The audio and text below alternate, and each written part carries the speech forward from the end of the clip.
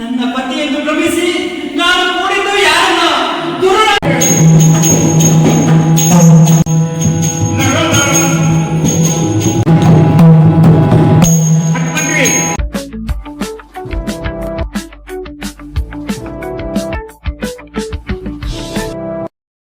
ನಮಸ್ಕಾರ ಸ್ನೇಹಿತರೆ. ಹೀಗೆ ಹೋಗ್ತಾ ಇರಬೇಕಿದ್ರೆ ಯಕ್ಷಗಾನದ ಪದ ಕೇಳ್ತಾ ಇತ್ತು. ಇದೇನಪ್ಪ ಹಗಲತ್ತು ಯಕ್ಷಗಾನ ನಡೀತಿದೆ ಅಂತ ನೋಡ್ಬೇಕು ಅಂತ ಹೇಳಿ ಬಂದೆ. ಆದರೆ ಯಕ್ಷಗಾನ ರಂಗಸ್ಥಳದಲ್ಲಿ ವೇಷ ಕಟ್ಟಿ ಬಣ್ಣ ಹಚ್ಚಿ ಕುಣಿಯೋದು ಬೇರೆ, ಈ ಅಭ್ಯಾಸ ಮಾಡೋದು ಬೇರೆ. ಇವಾಗ ಗಣಪತಿ ಚೌತಿ ಬರ್ತಾ ಇದೆ. ಆ ಗಣಪತಿ ಚೌತಿ ಹಿನ್ನೆಲೆಯಲ್ಲಿ ಆಯಾ ಊರುಗಳಲ್ಲಿ ಆ ಯಕ್ಷಗಾನ ಆಸಕ್ತರು ಯಕ್ಷಗಾನ ಕಲಿಯುವಂಥ ಒಂದು ಪ್ರಯತ್ನ ಮಾಡ್ತಾರೆ. ಈ ಯಕ್ಷಗಾನ ಕಲಿಕೆ ಹೇಗಿರ್ತದೆ ಏನು ಎಂತ ನೋಡ್ಕೊಂಡು ಬರೋಣ ಬನ್ನಿ.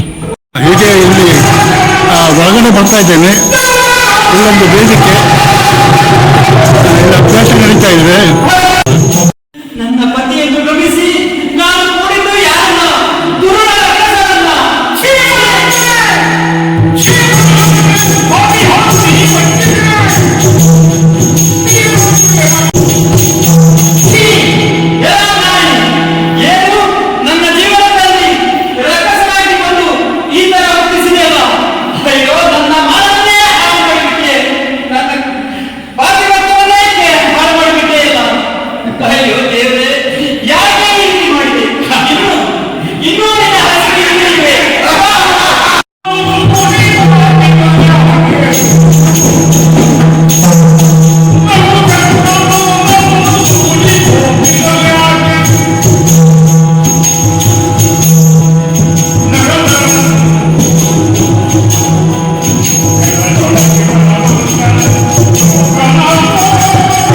ಪ್ರಭಾಕರ ಆಚಾರ್ಯ ಭಾಗವತರು, ಬಹಳ ಫೇಮಸ್ ಭಾಗವತರು.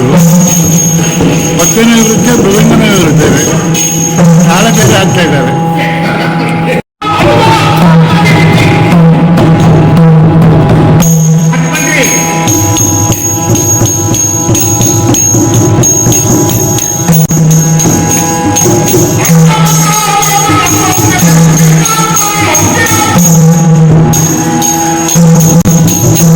ಇವರು ಅಭ್ಯಾಸ ಮಾಡ್ತಿರೋದು ಮಧುರಾ ಮಹೇಂದ್ರ